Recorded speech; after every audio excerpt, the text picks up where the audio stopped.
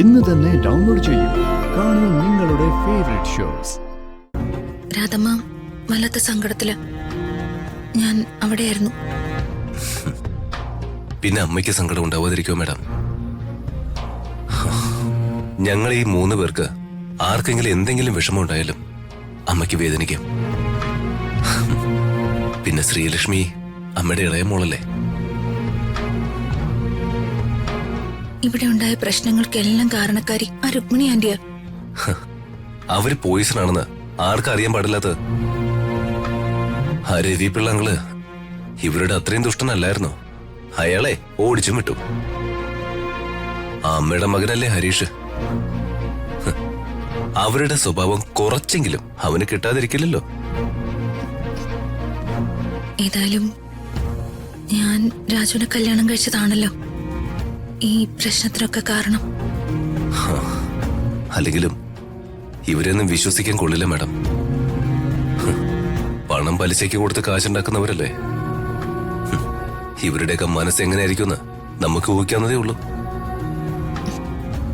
രാജു, ഹരീഷിന് നമ്മുടെ ഈ കുടുംബത്തോടുണ്ടായ എല്ലാ അകൽച്ചയും ഞാൻ മാറ്റും. അത് എന്റെ വാശിയാ. അതുപോട്ടെ. ആ പിന്നെ ഇന്നൊരു സന്തോഷകാര്യം ഉണ്ടായി. എന്ത്? ഞാനും വർമ്മ സാറും കൂടി ഇന്ന് ഒത്തിരി നാളിന് ശേഷം ഹൃദയം തുറന്ന് സംസാരിച്ചു. എന്താ രാജു സംസാരിച്ച്? അത്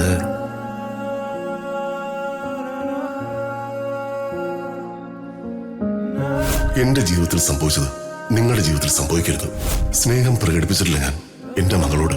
പക്ഷെ എനിക്കെന്നും അവൾ എന്റെ ജീവനായിരുന്നു. എന്റെ ഹൃദയാർത്ഥാണ് നിനക്ക് ഞാൻ അവളെ തന്നിരിക്കുന്നത്. നീ അവളെ വെറുക്കുകയോ മറക്കുകയോ ചെയ്യരുത്. അതെനിക്ക് സഹിക്കില്ല. ഇത്രയും മാത്രമേ സംസാരിച്ചുള്ളൂ?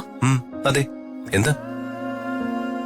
ഒരു താലി കെട്ടിയെന്നല്ലാതെ നമ്മൾ തമ്മിലൊരു മാരേജ് ലൈഫ് ഇല്ല എന്നുള്ള കാര്യം അച്ഛനോട് പറഞ്ഞോ?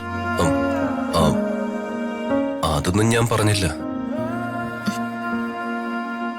ഒരു പ്രതീക്ഷയുമില്ല നമ്മുടെ ജീവിതം എങ്ങനെ മുന്നോട്ട് പോകുന്നു. ഈ വീട്ടിലാണെങ്കിൽ പ്രശ്നങ്ങളോട് പ്രശ്നങ്ങള്. അതിനിടയ്ക്ക്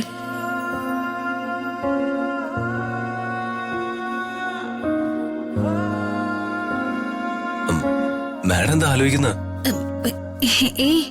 ഒന്നുമില്ല രാജു. എന്നാ കിടക്കാം.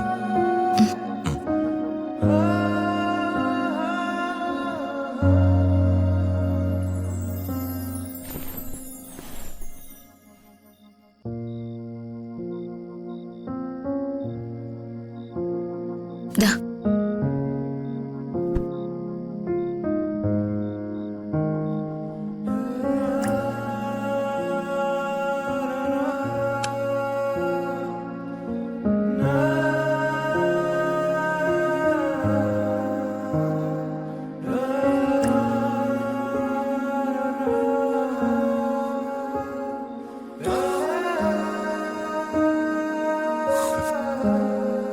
ഇത്രയും നല്ലവളായ ഒരു പെൺകുട്ടിയുടെ ജീവിതം ഞാനായിട്ട് തുലയ്ക്കണമെന്നാ എന്റെ ആലോചന.